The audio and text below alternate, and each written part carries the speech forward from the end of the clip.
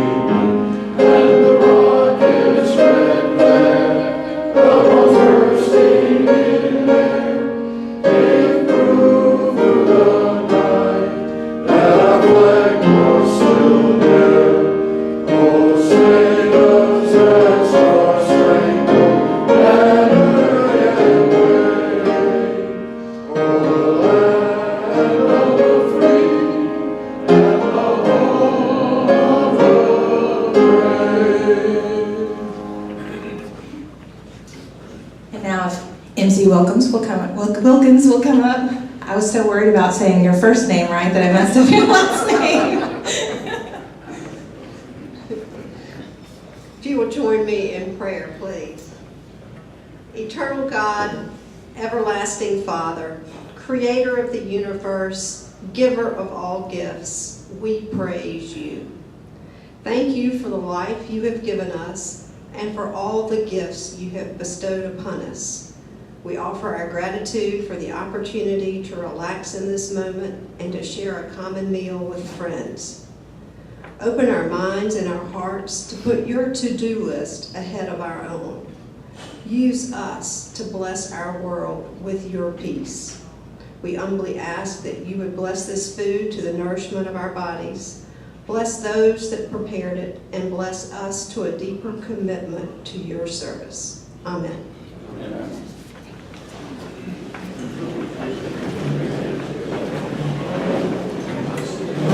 Thank you so much, Lindsay. Appreciate you. We did not have anyone doing fellowship for the month of June, and Amanda wanted me to let everybody know that if you are interested in doing fellowship for the remaining 3 meetings of June, she would like to hear from you. If you'll see me after the meeting or if you will email me, I can put you in touch with her. We have some visiting Rotarians today. We, of course, have Jim Hudson from Columbia East over here. Yeah, welcome, Jim. We also have Daniel Moses from Capitol Rotary. Welcome, glad to have you here.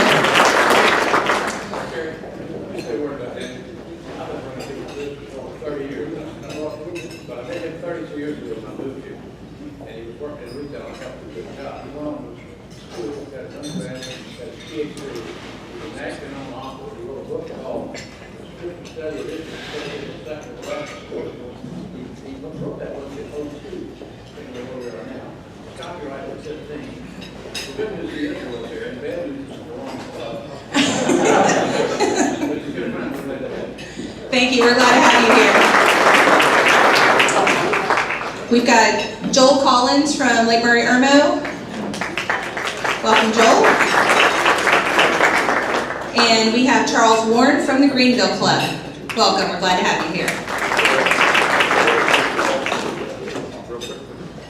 Yeah, do you want to do it when we're introducing guests? Which we're about to do, so I'm going to get Richard to bring you the microphone.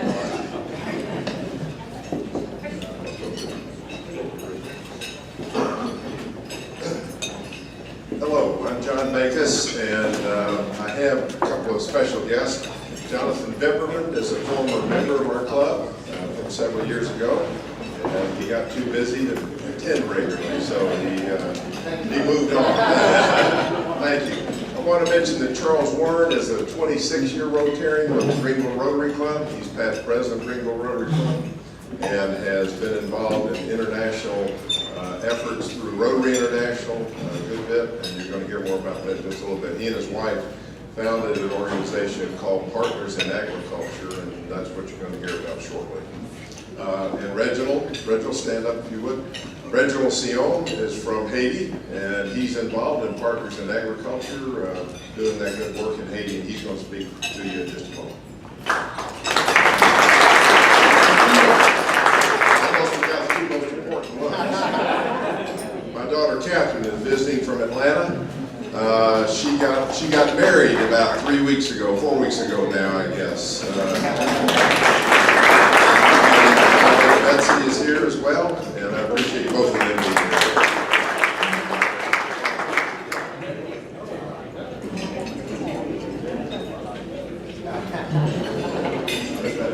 Hi, I'm Jack Hupp, and I'm representing Dot Ryle on this occasion. I'm introducing a guest of Dot's, William Sterrett from the Columbia City Ballet, and he's here as her guest. She's not.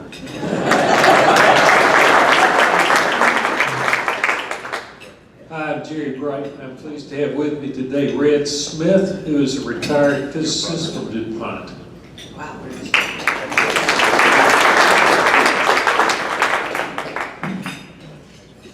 I'm Vance Eaton, and I have as my guest today Jared Fussnecker. Jared's a fellow prosecutor, although he works for Alan Wilson at the Attorney General's office. Jared's also a major in the Army and actually prosecuted the notorious Bo Bergdahl during his time in the Army. So thanks for being here, Jared. Hi, I'm John Durst, and I'm very honored to have today as a guest Gil Smith. Gil is the area president for U.S. Foods. Gil Clinic.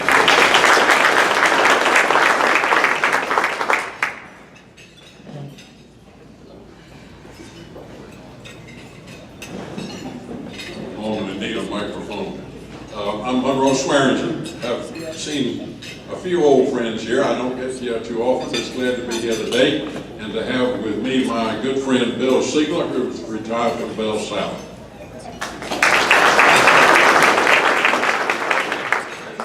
All right, welcome everybody. We're glad to have you. Is that everyone? All right, thank you so much. Now, it's a pleasure to have Charles Warren come up here, and he's going to introduce Reginald for us and give you an idea about the Partners in Agriculture. So I'm going to turn it over to Charles Warren.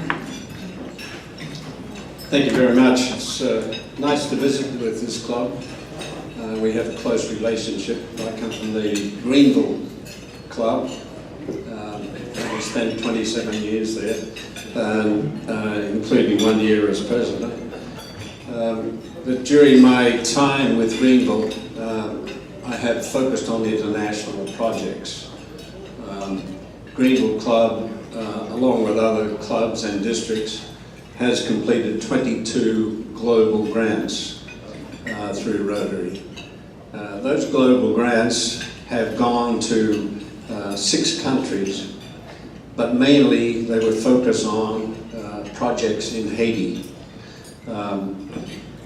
For 18 years, we've been working in Haiti. We have 3 farms, a vocational school, and the focus of everything there is to help eradicate malnutrition, especially in the poorest families and children up to the age of 5. I'd like to very much, it gives me great pleasure to introduce Reginald Sion, who is the Executive Director of the Association Zami Agricole, which is the Haiti arm of Partners in Agriculture, which is based in Greenville.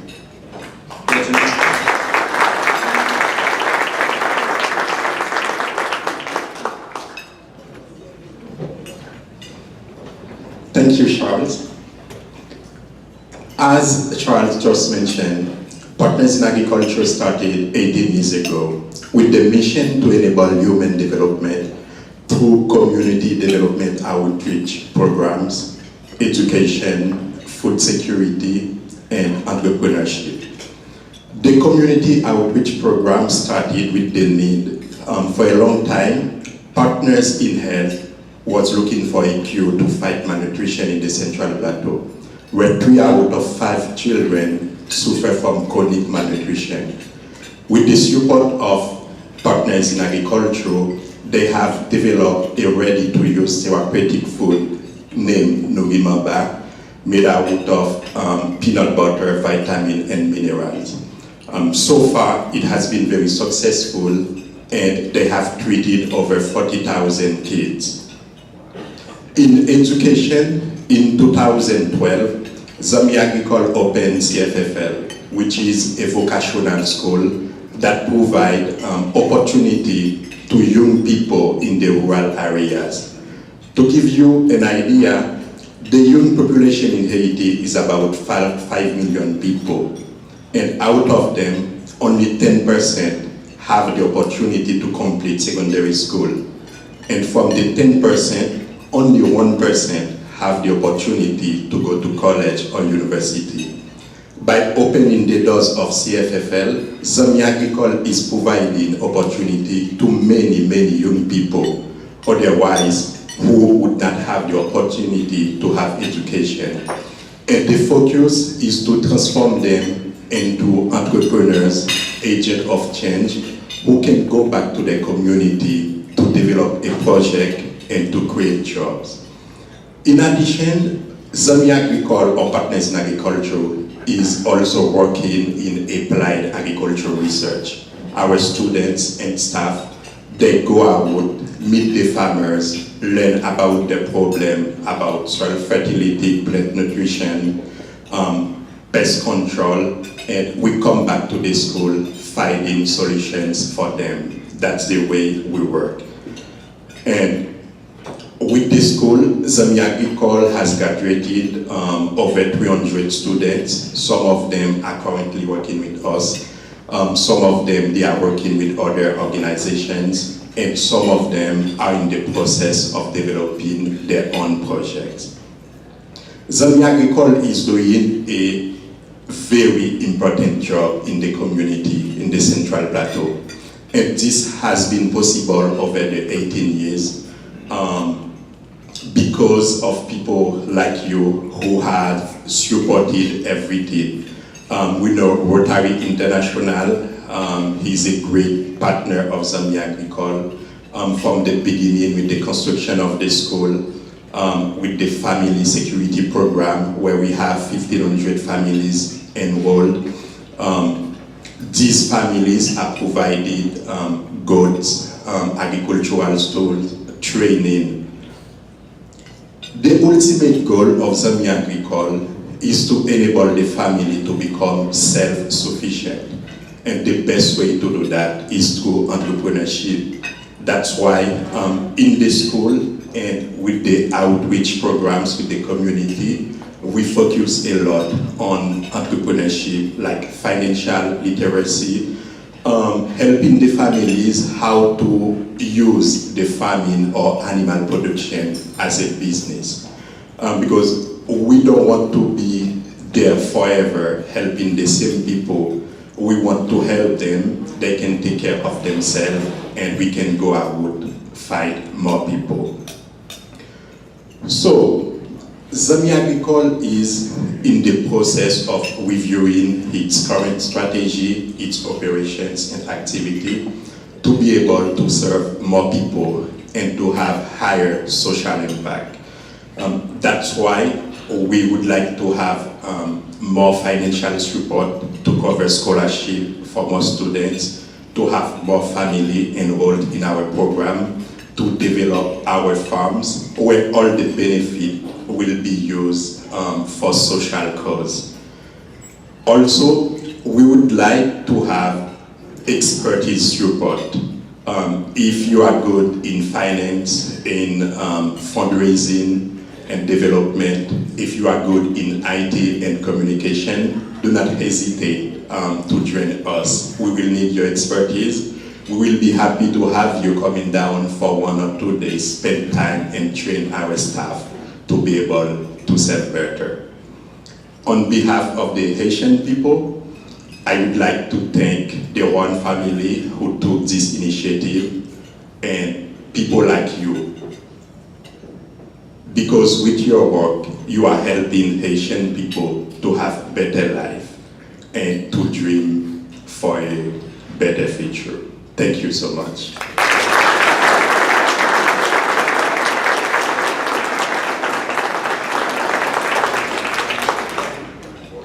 thank you. We're so glad to have you here today. And John, thank you for bringing this to our attention. And we're always glad to have someone from the Greenville Rotary here. I had the pleasure of going to PETS last year with the current president, Scott Stevens of the Greenville Rotary. And you know, we are the 2 biggest clubs in the state, so it's nice to have friends up in the upstate.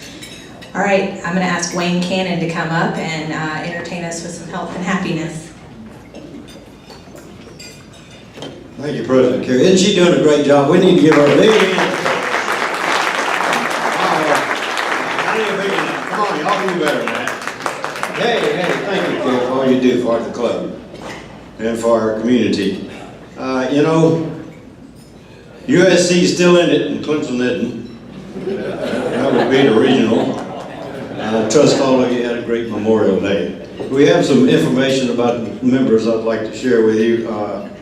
Many of you remember Bill Clowney. Bill was an icon in this club for many years. He's past president. He also was past district governor, and he was secretary of this club for 20 years. His daughter passed away over the weekend, and so I'd keep him and his family in your prayers. And anybody would like to contact him, I'm sure that Debbie could do that.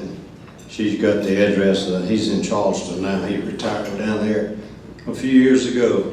And Debbie has returned from vacation, speaking of Debbie, and she has laryngitis. So don't call and talk to her, but she will answer your emails, okay? John Hinks told me that he'd been married 53 years this year. John, congratulations. And I assume the same woman, right? Okay. I asked her what she wanted for her anniversary, which was March. She said she'd like to go on a nice trip, so I sent her over. I'm sure she had a good time too. All right, and he did remind me that as of this Saturday, I'll have been married 56 years to the same woman. Thank you for reminding me that we get a card or something.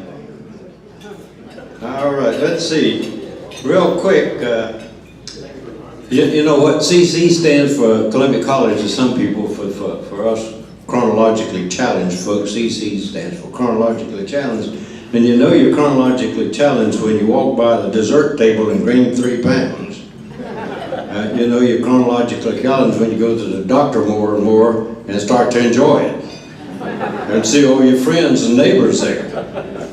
And you know you're chronologically challenged when your number 1 rule is never pass an opportunity to go to the bathroom. All right, real quick, hurricane season, you know, starts in this month in June. And this morning on the news there was some information about what you need to do for hurricanes, and that reminded me of the story about the gray man. Everybody know about the gray man out in Paul's Island? When you get through, I'll tell you about the gray man. The gray man, this started in the early 1700s. There was a gentleman who was coming back from 2 years being gone from his fiancée, and he was coming back after 2 years and studying in England, and he was kind of anxious to get back, and he took a shortcut. The horse fell, and he fell and broke his neck and died. And so his fiancée was so distraught that she went to her bedroom and wouldn't come out, and finally she decided that her family convinced her to go walk on the beach, and she walked on the beach, and she saw this gentleman coming towards her in a gray suit, and he warned her of an impending danger and to get off the island. So she went back, and because she was so distraught and troubled, she convinced her family to leave, and that night a hurricane struck Paul's Island and destroyed everything on the island except their house. Their house was survived. Now the gray man has been seen in Paul's Island over the years for several times and have warned people. The last recorded one was when Hazel hit in 1954. Well, I happened to be from Myrtle Beach, and I sat on my 2nd Avenue house and watched the 2nd Avenue fishing pier pound into the beach. We didn't leave at that time, you know, we didn't have all this radar and all this other stuff that's available now. it tells us about the thing coming, so we sat on our porch and watched the thing wash away. But anyway, it was a man named Bill Collins, and Bill was in Georgetown, lived in Georgetown, owned a car company there, and he went home that night, and they knew that the storm was coming, but they didn't know it was going to be as bad, so he went out and took a stroll on the beach, and he saw the gray man. The gray man warned him that to get off the beach and to evacuate, and he did. And of course Hazel hit Myrtle Beach and all of the other places, and he was able to survive, and his house also was not damaged at all. It didn't even knock off anything. So if you want to, next hurricane, if you want to see the gray man, go to Pawleys Island and see if you can find him. I thought that was an interesting story about South Carolina and its history. You know, I've got a few minutes left. Real quick, I enjoy looking at all of the counties in South Carolina and seeing who they're named after. And I've told you about a lot of them, but Aiken County was named after a gentleman called William Aiken, and he lived in the late 1700s, early 1800s. And his claim to fame is that he was the first president of the South Carolina Railroad. And so that's how Aiken County got named, and then the city of Aiken got named. And the most important, most wonderful, most fascinating was Lawrence County. And Lawrence County was named after Robert Lawrence. He was from Charleston, South Carolina.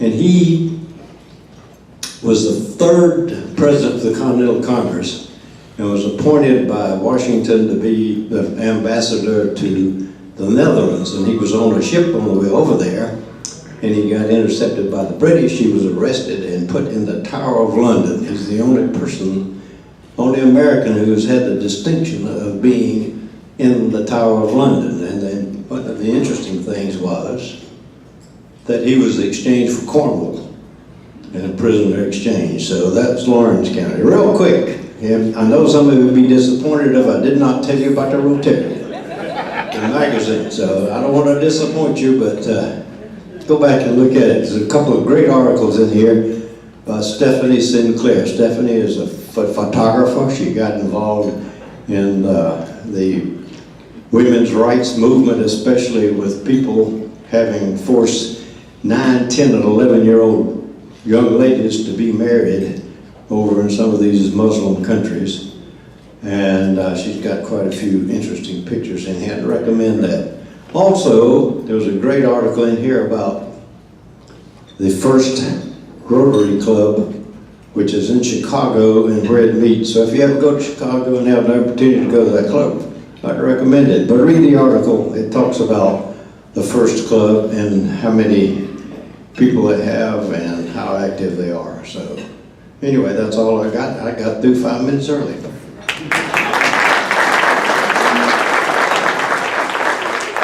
Thank you, Wayne. Always enjoy it when you do health and happiness.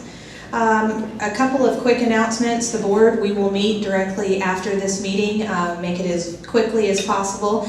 And if you have not met with Rusty about your picture for the directory, he and Robin Gorman have been working pretty hard to get everybody's face to put in our directory. So please see Rusty. Most of those have been updated, and hopefully we'll have a print version sometime soon. Also, cart buckets. If you will please give generously to your cart buckets. That's why they're on the table. Yes. All right, so I'm going to ask Hunter Wilson. He's going to come up here and introduce our speaker. Good afternoon. I'll give you the 30 seconds bio. Governor Haley appointed Bryan Stirling as Director of the South Carolina Department of Corrections effective October 2013. He is responsible for a staff of over 5,700 employees at the Department of Corrections that operate 25 penal institutions across the state, incarcerating more than 21,500 inmates. Director Stirling received his JD at USC in '96 and his political science degree also at South Carolina in '91. As a director, he is committed to public safety, reducing recidivism, and rehabilitation through education, jobs training, and effective programs and services. With that, I give you Director Stirling.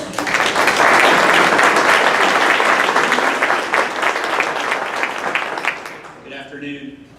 Thank y'all for having me. Bryan Stirling, Director of Department of Corrections. I'm going to try to do this kind of blindly because I can't see the thing. But anyways, a couple things I'm going to talk about is sentencing reform.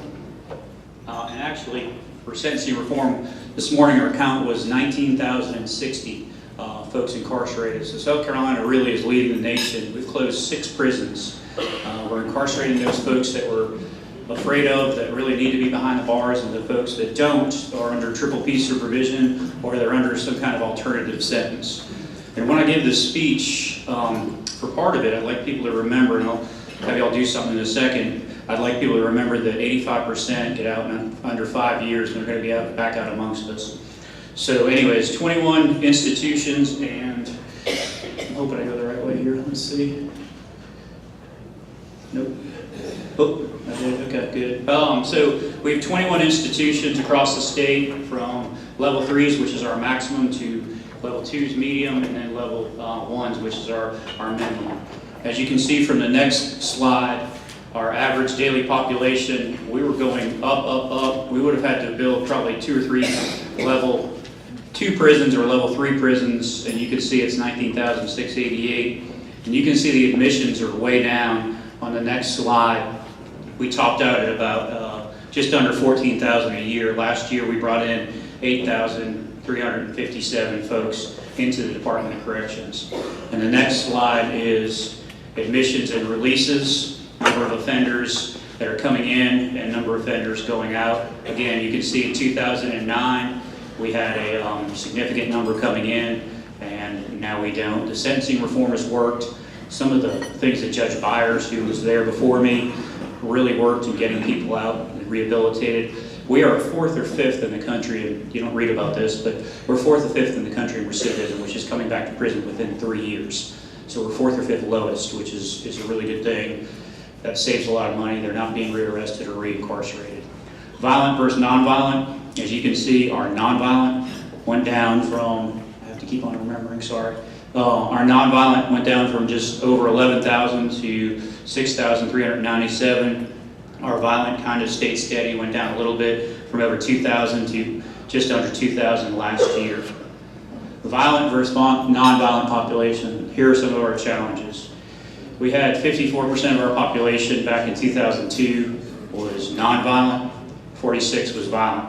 Now it's 32% nonviolent, 68% violent. We're one of the only states, and I know anybody that works for the Association of Counties will fight me on this, but we're one of the only states that we incarcerate people in 91 days. 91 days they're taken out of their county, they come up to Columbia to be processed. There's a lot of expenses with that. It doesn't make any sense to me. I think it should be 6 months or a year like other states do. You take someone out of their community, they lose their job, they lose their connection with their family, et cetera, et cetera. I think they should be in local detention facilities or something to that so they can stay close to their families. But that's just me, and I don't have a vote in the Senate or the House, and I'm not as powerful as the Association of Counties, so it's probably going to stay this way, unfortunately. But I'm working on it. Age distribution. Our population is aging. We have this 85% rule where people have to serve 85% of their sentence. That's the number one question I get from the inmate population when I walk around. The offenders always say 85%. What can you do to me with 15%? So population, as you can see, is aging. We have, and then the race distribution is 61% African American, 36% white. So You need to click it forward. sorry, thank you. Keep on reminding me. So let me get to. All right. So YOA admissions, youthful offenders. This is something. And I'll talk about this in a second, but this is 18 to 25-year-olds that come to the Department of Corrections. As you can see, they're not coming at the great rate that they were before. The next one is number of people that come in for different crimes. 20% are for homicide, 16% are for dangerous drugs, 14 breaking into someone's house, 13 robbery, 8% are sexual assault. That's the population that we deal with. The next one gets to what I was talking about before. As you can see, as anybody knows that ages, it's very expensive to, when you grow older, and it's really expensive for our taxpayers. People that were over 55, and the reason we use 55 in prison, some folks, as closer I get to 50, I say that's not that old. But 55 in prison, if you've been incarcerated for a long time, it is a very hard life. you don't necessarily get the care, you're very stressed out, the food is discussed a little while ago, we're working on that, you're not eating fillets every day, and you're not getting the exercise and this, that, and the other. If you need medical, it takes time, and request a staff and everything. So that's 2,294. That is a very, very expensive population. I don't know if anybody saw the Post and Courier this week, but we're starting to go to electronic medical records to start doing better care and stop doing transport out. If we can catch things sooner and get them to a doctor sooner and don't have to transport them out, that's beneficial to everybody. Mental health. When I took over, there'd been a decades-old mental health case that was going on and on and on as a department. And they had the lawsuit, and I took over in October 1st, 2013. Mental health case, 46-page order came out, I think, that January. It was just horrid. I mean, it was the way we were treating people. When some guy died in lockup, he essentially froze to death in lockup. Nobody knew about it for a couple days. It was terrible. So my people came to me and they said, we need to fight this, we need to appeal this, that, and the other. Being a lawyer, I said, I don't mind preserving the state's rights, but you tell me, is this the correct way we should be as a society? Is this how we should treat our folks? And they couldn't look me in the eye and tell me that. They said, well, we're legally right. We're legally right. I said, well, that's great, but are we right? Is this right? Are all these things in here that I'm reading correct? And they said, well, yeah. I said, this is terrible. So I sat down, I appealed the case, and I was much maligned for doing that, but I couldn't just settle it right there. We appealed the case, we sat down.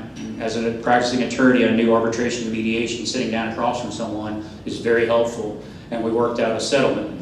Now that settlement involves the folks from Nelson Mullins, but we have a panel that comes in from across the country, and they monitor what we're doing for the mental health population. And one of the things you can see on this chart, if I have the right chart up, in 2004 we had just over 2,241 people incarcerated that had mental health issues. Well, we weren't doing a good job identifying people when they came in, first of all. We weren't using the right tests. Now we have 3,579, which I think is roughly 17-18% of our population. So we've identified them. We went to the General Assembly and had to get about $9 or $10 million to hire psychiatrists, psychologists, mental health professionals, you name it. A lot of people that come to the Department of Corrections, and there's something down in Charleston, I think it's like CCDP or something to those. If y'all Google it, you can find it. But they're intervening with these folks early on the street. They're getting them the help that they need. They're taking them to inpatient care. They're getting them hooked up with medication. They're doing things of that nature so they won't have that violent incident with the officer or a loved one. They'll be diverted and they won't come to prison at a cost of about $19,000 or $20,000 a year, and they'll go on to lead hopefully stable and normal lives if they get that treatment. And I introduced them to folks from Greenville and other parts of the state, so I'm hoping that'll work. Are we doing everything we can with this right now? We're trying, but with our officer numbers, it's very, very difficult to safely get these people out for treatment. At one point in time, and this started about 25 years ago under a director that came in from Texas, he basically did away with all the programs. We had one psychiatrist for about 27,000 people. One psychiatrist. How do you get medication? How do you get all that stuff? Now, this summer, I think in July, we'll have 15. I've had to increase the pay. We weren't paying enough. So we're getting the people treatment. We're partnering with MUSC on telemedicine, telehealth, telepsych, things of that nature to get the treatment. We're trying to use technology to our advantage. It's a struggle. I mean, South Carolina, California's been under an order from a federal judge for 25 years. I mean, there are people that started their career working on the mental health case in California and finished their career working on it. I said I didn't want to do that. I'm hoping not to do that, but that's where it is with mental health. I mean, it's just a population. We've got crisis training for our officers. It's you see a lot of interaction between law enforcement and folks on the street. My great-grandfather was a policeman. My grandfather is the chief detective of homicide. My uncle is a policeman.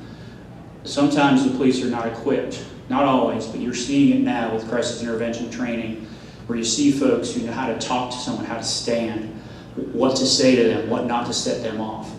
The person, is probably going to be taken maybe into custody or taken to a mental health treatment facility, and the officer goes home safe and everybody goes home safe.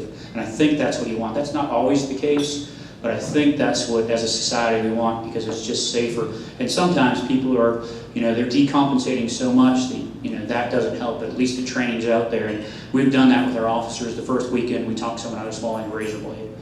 Why is that important? Well, you know, if you're willing to swallow a razor blade, you're probably willing to hurt someone, and you know, at a great cost to the state because we pay for their health care. So that's mental health, and we're still working on that. They come in quarterly to do the reports. We spend about 447, just under 450 million to run our prisons. It's not enough. I mean, we've got a hepatitis C lawsuit right now. We need money to fix our facilities. They really haven't been updated for deferred maintenance, this, that, and the other. And I understand there's other priorities. There's streets and schools and things of that nature. So we're doing with what we can, with what we have. The next one, which is one of the most critical ones, is staffing. So when I took over, we were losing from about 2010 until 2 years ago about 150 people a year. 150 down, 150 down, 150 down, 150 down. Well, eventually, you have a real problem. Last year, we broke even. This year, we're up about 108.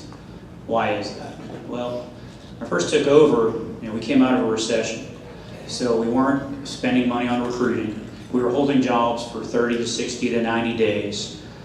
And we were paying, if you look at level 1, $25,000 a year.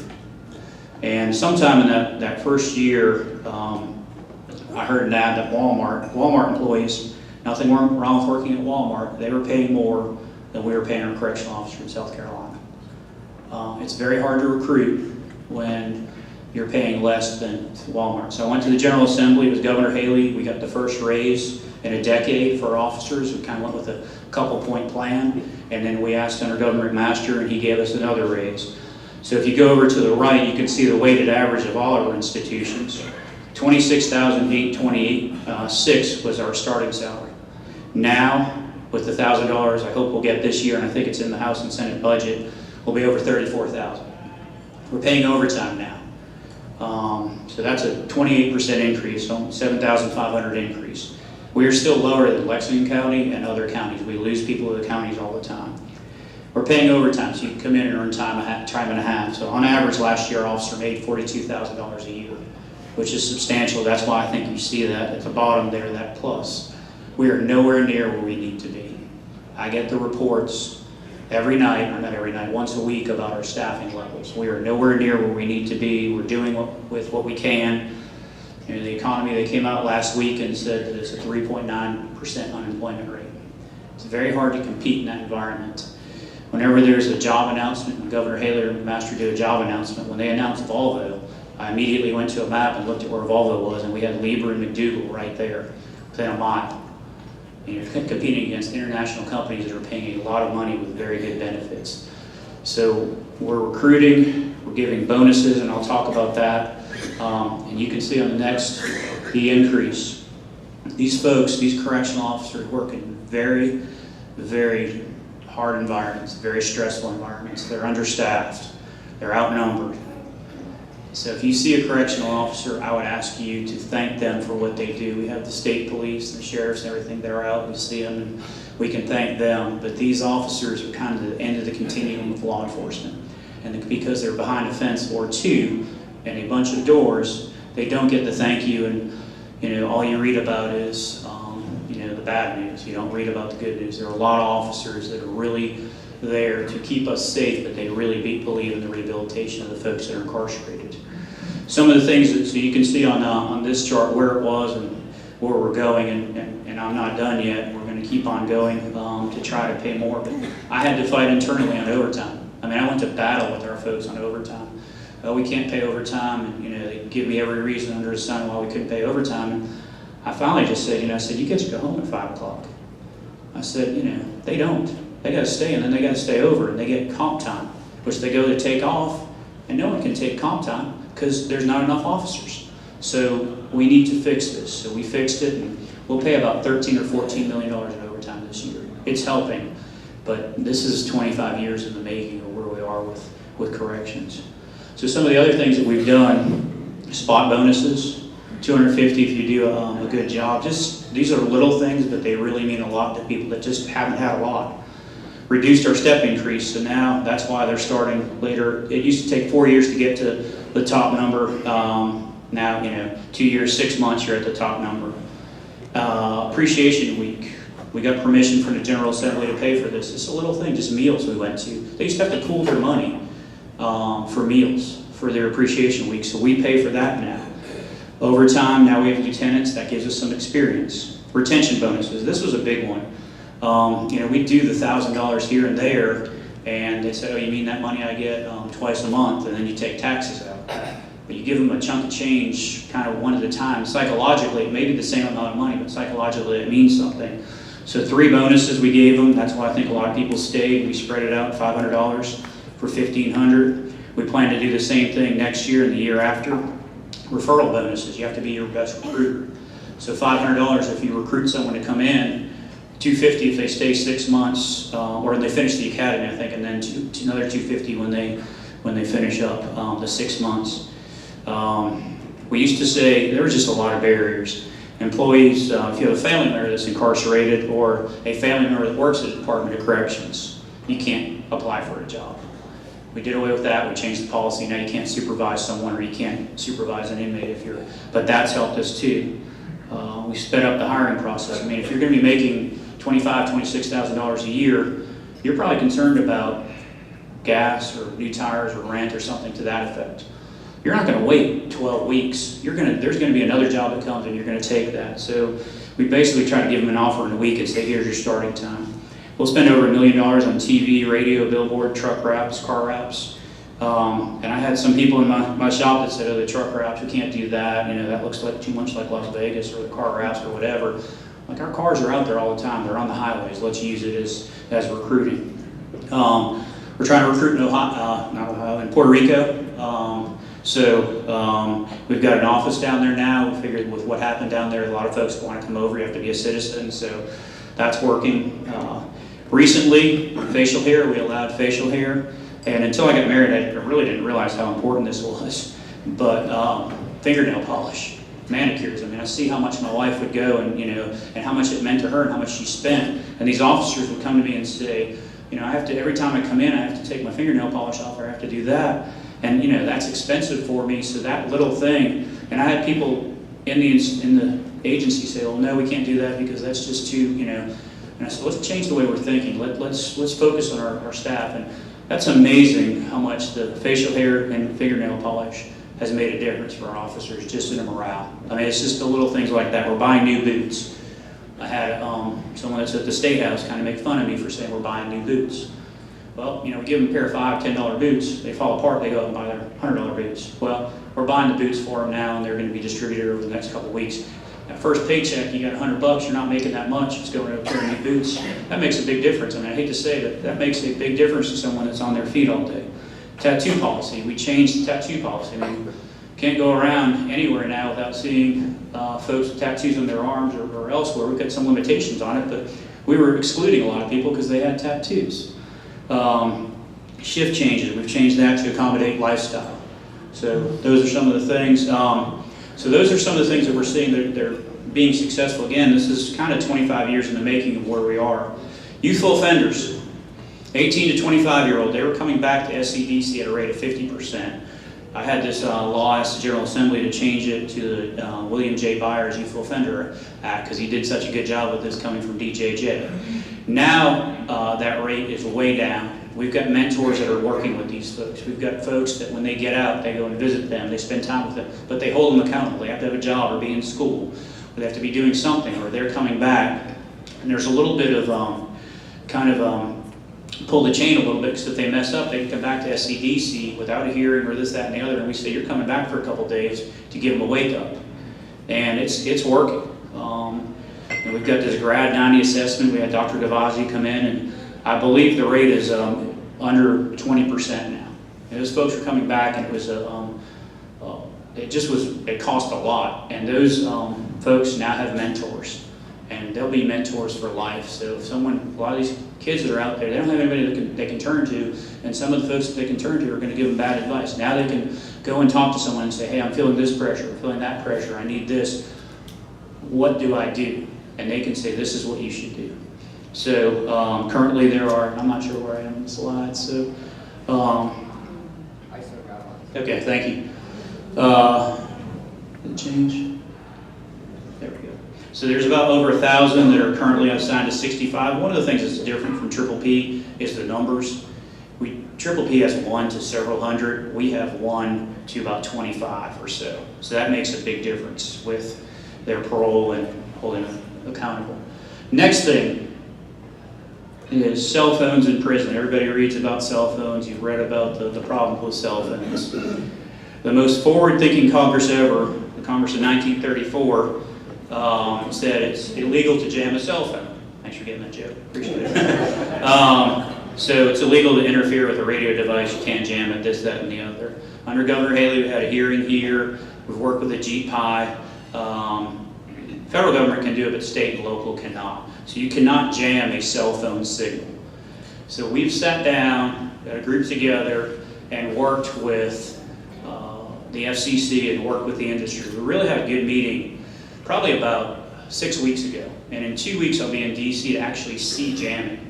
Because I think the technology's there where you can jam and not have bleed over. And the industry's on board with the test. They're also on board with this thing called managed access. So we've asked the industry, because they know their system so much better than we do, research, testing, and discussions. And I'm just going to tell you, sitting around the table with about 8 corrections directors, the FCC, first it was the FBI, DOJ, and those folks, and then we got together with a smaller group. It really was a productive conversation.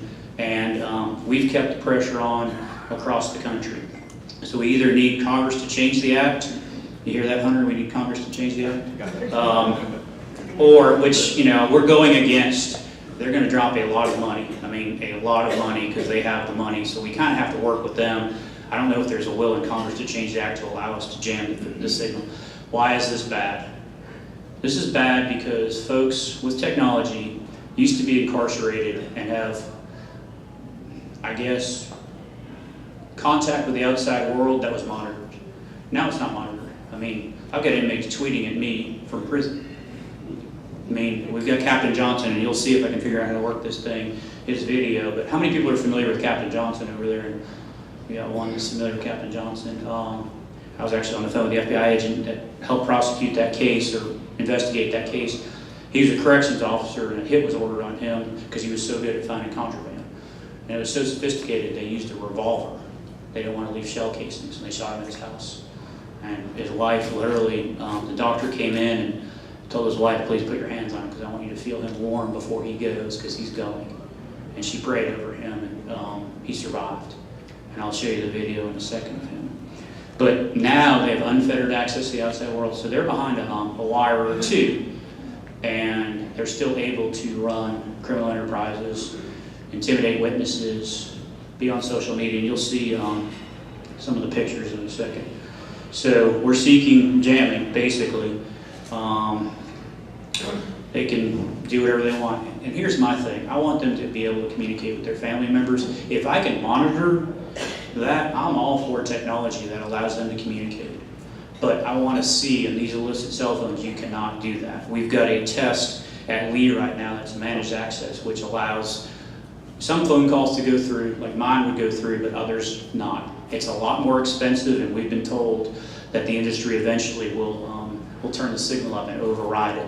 They haven't done that yet. It's only been fully operational for a couple of weeks right now.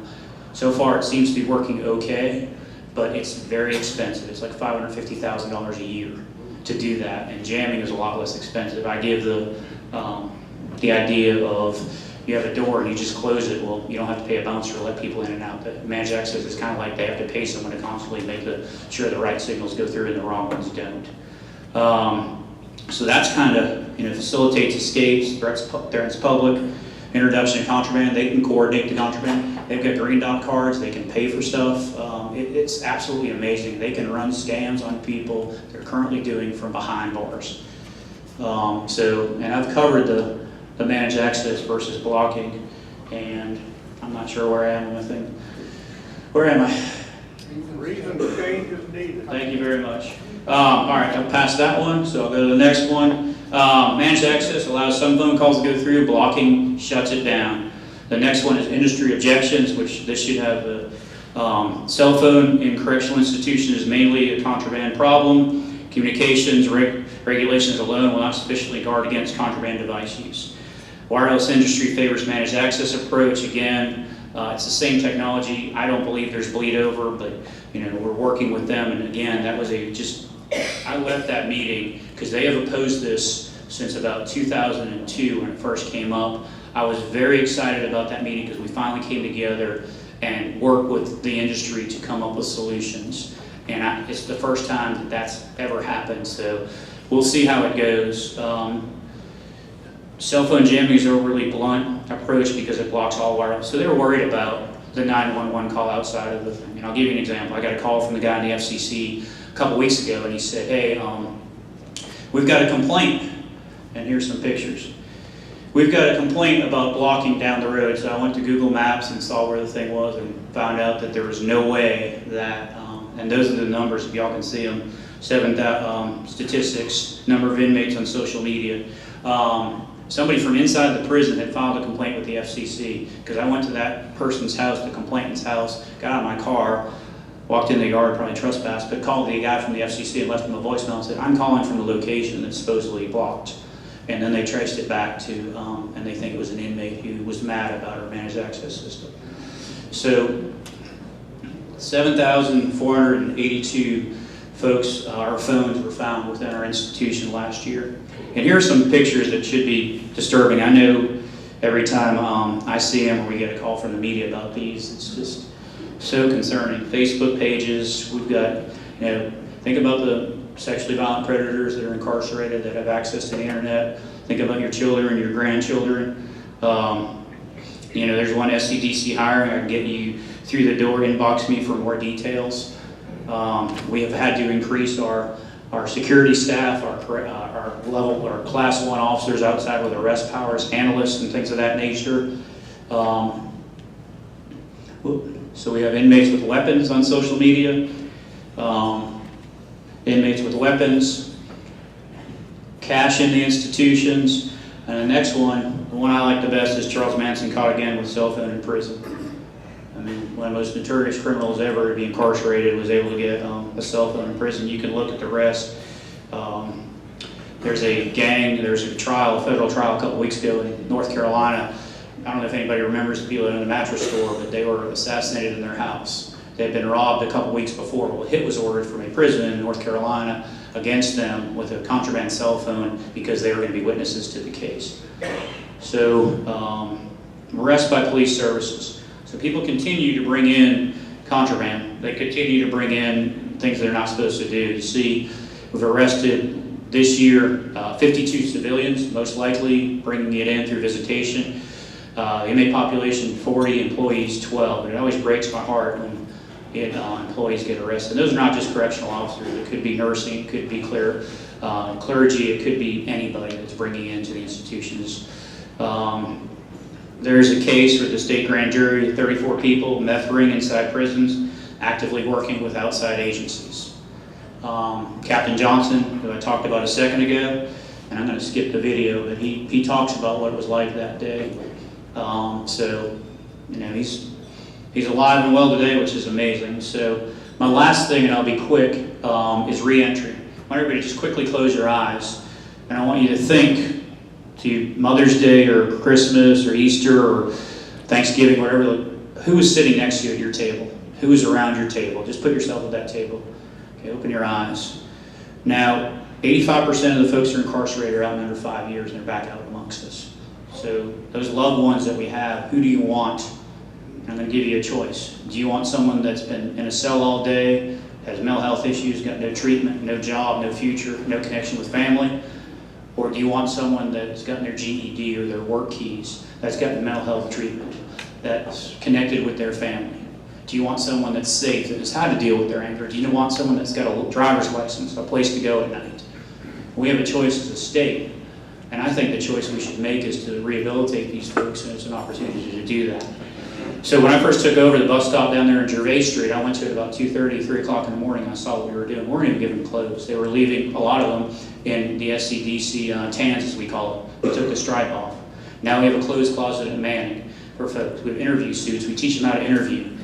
And I've asked for more money to do the rehabilitation. Our partnership with DO, employment skills, mock interviews, resume writing, basic computer skills, soft skills, letter of explanation. We found a lot of them would go and when they do the interview, they'd lie about being incarcerated. Well, everybody knows, everybody owns a business here, just for liability and other reasons, you do a background check. Then it would come back that you lied to people. Why not come out and say, I was incarcerated, but this is what I learned.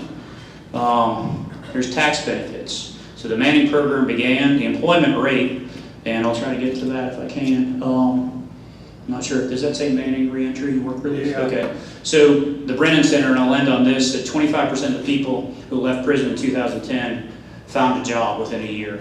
This is 75% have found a job within a year. We've got SC Thrive. We're just trying to knock down barriers. If they've got alcohol or other issues, we do Vivitrol treatment, Catholic Charities, Found Housing, Alston Wilkes, Voc Rehab, Prison Fellowship, Goodwill. We did Palmetto Unified School District. Last year we did almost 7,000 credentials. And the recidivism rate, again, is 22.7%. 2009, it was 26.6%. Why does that matter? Well, it means hopefully they're not committing more crime and coming back to prison for a longer time at a great cost to the state. So I kind of blew through that last part because I know I'm on the clock, but I'm happy to answer any questions that y'all may have. I appreciate y'all listening, and if you're a second chance employer, you're interested in being a second chance employer, please give it a shot. Please look at the tax credits and the bonding and things of that nature. Yes, sir.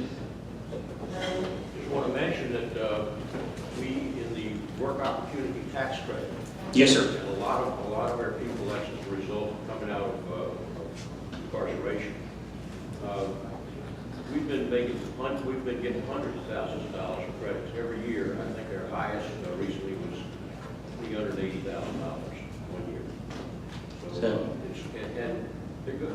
They turned out to be pretty good employees. They'll work hard, not always, but they'll work hard, and there's more coming out every day. Any more questions? Yes. While working in Georgia, I met an inmate who I've kind of been mentoring since he's been released, and while he was incarcerated for murder, he was trained to translate school books into Braille. We do that at the women's prison here. Okay, that's what I was Yeah, wondering. we do that. He got out of jail with $10,000 that had been saved for him that he had earned, and was able to just kind of start his life. We're setting a lot of people up for failure, and I think with some of the things we're doing, hopefully we're setting them up for success. And some people choose that, and some people don't. But one of the biggest things is hiring someone, housing, employment, and a driver's license. We just got away with rid of the $50 fee. They couldn't afford it, and they didn't have a fee. They couldn't get a job, and they were going to go back to. So just doing what we can. It's not always successful, but more likely than not, it will be if we set them up for success. So thank you all very much.